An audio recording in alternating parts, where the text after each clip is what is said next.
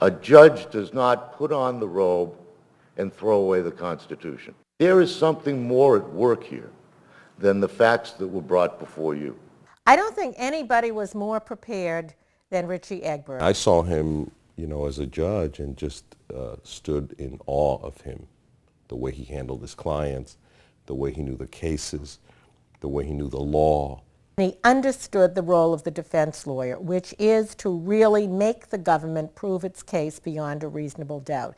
He understood it, he lived it, he breathed it. They have asked you to take every act and statement of Judge Lopez and treat it as a lie, and every act and statement of every other witness in contravention, and call it the truth without any reference to the facts or the statements or the context in which they were put. He looked at me and said, you can't win this one.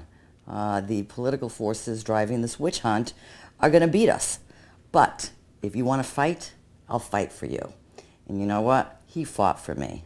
She's faced with prosecutors who have lied to her in this case consistently, tried to set her up in the past, and now are being disingenuous in their responses. If you were a seasoned prosecutor who had become indoctrinated with the idea of winning every case that he tried, then you would wish that you had anybody else in the courtroom except Richard Egbert, because he could be devastating. He had a report by a licensed professional, correct? That was being He presented. had a report by a licensed professional, correct? That's simple. It's a very simple question, It's a very simple question, Mr. Ware. Very simple. You're entitled to it. Just answer it. Yes, the report was done by a professional. Judges, jurors, lawyers, spectators, people would walk into a courtroom just to watch him try a case. I'd love to watch him cross-examine. He had incredible cross-examination skills. Horrified and terrified from that? She reprimanded me in an open courtroom and humiliated me for... Humiliated you? You've been a lawyer for 7 years in the DA's office, tried all these cases around and about, and you consider that to be screaming, intimidating conduct of a Superior Court judge? As I was leaving the bench, one of the people that I wanted to see and sit and talk with and emulate and learn from was Richard Egbert. He was just the best, and he was a joy to be around. He just knew everybody. He just walked around. He did everything. I mean, I met people who went to camp with Richie and told about how Richie was a hellion at camp. Richie was always a child of the 60s, so to speak. Lawless.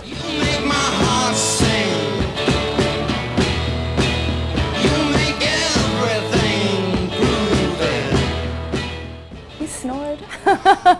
And what was really funny is he really didn't think he did. One day, I got one of the little, a little recorder that you use for a dictaphone. And I thought, I'm just going to record a little bit of it. So he actually knows that he does snore, and it's really not me.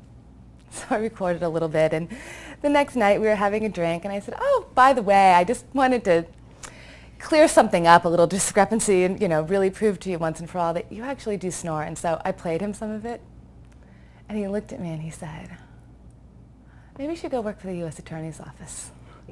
Maybe you should go work for them. I think rat was somewhere in there. Dirty might have been somewhere in there.